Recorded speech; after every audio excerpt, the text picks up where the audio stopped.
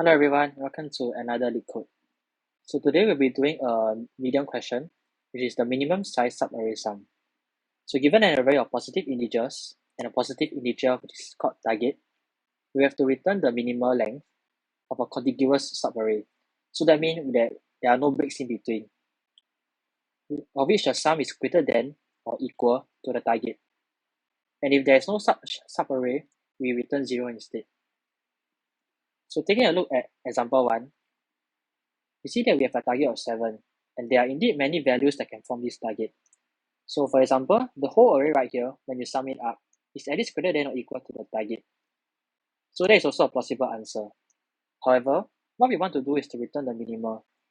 So as such, in this array right here, we see that the minimal is this one right here, which has 4 and 3, since it's at least greater than or equal to 7.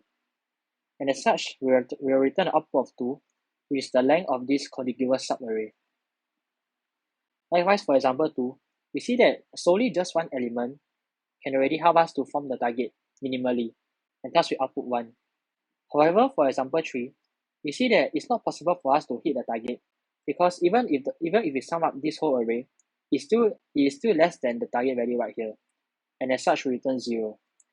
So that is how the problem sounds like. So off the top of my head, what I can think of is a brute force solution, but you're running O of n squared, which is not the most efficient. So what we need to do is just simply have a counter, and we set it to the first index right here of 2. And then we just continue to look through the array and increment the counter by the values right here. Once we see that we have already hit the target, then all we have to do is to just return the length of this array. So that will mean that the length of this array will be the contiguous subarray that can help us to form the target of value of 7 when we begin at this index.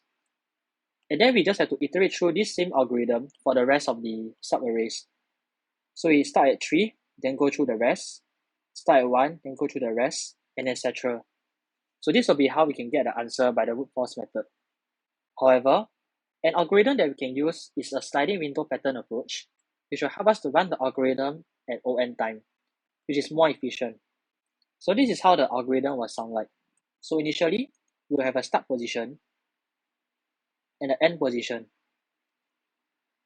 And what I will do is that at every iteration, I will check whether the subarray, which is in between the start and the end inclusive, can help me to hit the target, which is 7. So in this case right here, I see that the sum of these two values is 5. And that is still lesser than my target. So what I will do is to shift the n by 1. And now I'll take a look at this whole subarray instead. So I see that the current sum is actually 6, which is still lesser than my target, and so I'll keep moving my n index. So right now we see that the sum is actually 8. It at least meets my target now. So that will mean that this right here is a valid subarray that can be returned with a length of 4. However, what we want to do now is to slowly move our start index to the right so that we can check for the smaller length that still satisfies this target value. So for example, since this currently satisfies, I will already record down the length of 4 right here, which is at least one of the valid answers to be returned. And now I'll move the start index. So as I hit 3 right here, I see that it no longer meets the appropriate value, because now the total sum of these three integers right here is 6, which is lesser than the target. So this will mean that I have to shift my n again. So at this juncture right here, I have a subarray of length 4 again, and I see that it still fulfills the target requirement. However, since the minimum one that I've already recorded is already 4, I will not update the new one. And right now, since this subarray already meets the target, I can shift my start to the right again. So I'll shift it right here, and I see that it still fulfills my target of at least 7. So that will mean that this is actually a shorter answer, since it has a length of 3. And thus I will need to update it right here to become 3. And then I continue to shift my start to the right because it's valid. So at this juncture 2 right here, I see that it's invalid again. So now I'll shift my n. And then now it becomes valid again. And now I'll check whether the current length right here is less than my current length that I've recorded. So anyway, it's the same, so I will not update it. And then now I'll shift my 2 to the right. So at this juncture in time, it still satisfies my target, and now it has a size of 2, which is lesser than the length right here. So likewise, I need to update this to become 2. And now I've already come to the end of the array, so this will be the answer that I'll be returning. So this approach right here is called the sliding window approach. Because we initially have 2 pointers, they start at approximately the same point, and we will just slide them across the right towards the whole array. And as such, since by the worst case scenario, either pointers will take on time to reach the end, we have an overall time complexity of on, which is faster than the brute force method right here. And for the space complexity, it's going to be constant because we are just taking a look at pointers of the array. So as such, this will be how the general algorithm will flow. And now let's move on to the coding part of the solution. Okay, so now let's move on to the coding part of the solution. So as always, let's start with some pseudocode first. Firstly, we are going to be utilizing the sliding window approach. So let's just do some initial validation checks first. So if I'm going to have an empty nums array, then I can just return 0 also. Or if the sum of my nums is already less than the target, I can return 0 as well, since there's no way there can be such a subarray. So if nums is empty, or sum of my nums is less than target, then I'll just return 0. Another thing that we can check is whether the first number present is already greater than or equal to the target. So if it's so, we can just return 1. So that's a very simple check actually. First number already meets target. If so, I can return 1. Else, this is where we'll begin our sliding window approach. Initialize the start and an end.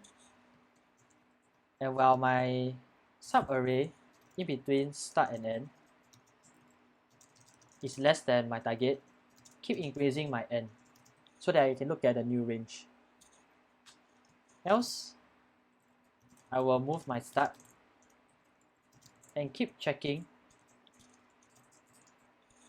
if it is still valid. And if so, take the minimum of the size as my answer.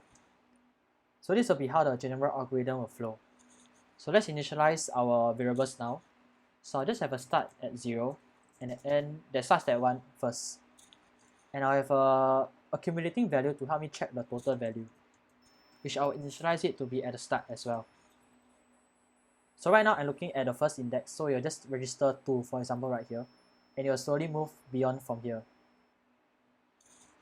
So for the size, initially I'll just assign it to be an infinite value, because I want to take the minimum of it if there's an answer. So now we will do the study window. So while my n is still less than my length of nums, so that means that it's still valid, I'll add it to my total. And when I add it to my total, what I will do is to check if I've already reached a valid subarray. So if so, then what I will do is to update the size. Then what I will do is to iterate through while the total is still valid. So while my total is at least greater than or equal to the target, that will mean that the subarray is still valid. What I'll do is update my size to take the minimum between the current size and the length of my subarray. So that will be the minimum between size and n minus start plus 1. And this will be the length of the subarray. And when I do that, what I want to do is to shift my nums to the right. But take note that we have to subtract away this value right here so that we can update the new subarray.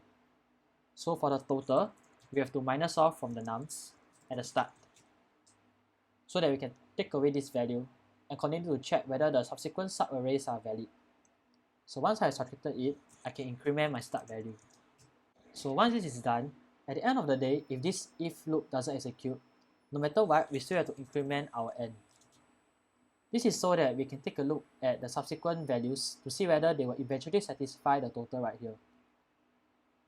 And after we have finished this algorithm running, then we can just simply return size, and that will be the updated value. So as I mentioned just now, the time complexity will be of on, simply because we are just using a 2-pointer approach that approaches right in the same direction. And for the space complexity, it will just be O1 because we are just directly accessing the index, which takes constant time. So as such, this will be the answer right here. So actually I made a kind of a rookie mistake, which is that I forgot to code up these parts right here about the validation checks. So let's just do it right now. So if my nums is empty, which is an empty array, or the sum of my nums is less than the target, I can just return 0. This will not be possible. And let's do this simple check as well. So if my first number is already greater than or equal to the target, I can just return 1. And now I believe the solution should work.